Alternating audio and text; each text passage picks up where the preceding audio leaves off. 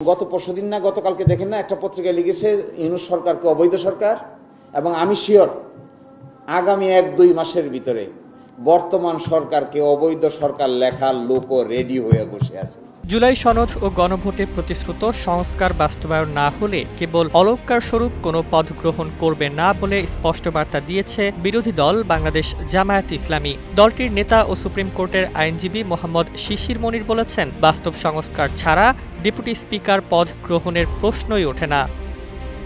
মঙ্গলবার নিজের verified Facebook পেজে দেওয়া এক পোস্টে তিনি লেখেন, জুলাই সনদ এবং গণভোট অনুযায়ী প্রতিশ্রুত সংস্কার প্রস্তাব বাস্তবায়িত না হলে বিরোধী দল শুধুমাত্র অলংকার হিসেবে ডেপুটি স্পিকারের পদ গ্রহণ করবে না ইনশাআল্লাহ।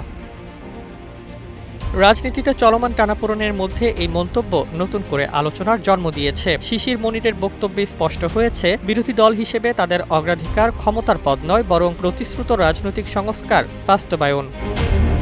এর আগে একই দিনে দেওয়া আরেকটি ফেসবুক পোস্টে জাতীয় ঐক্যের ওপর জোর দেন তিনি। সেখানে তিনি লেখেন, RICL TMX, যুগের পর যুগ স্থাপনা থাকে মজবুত।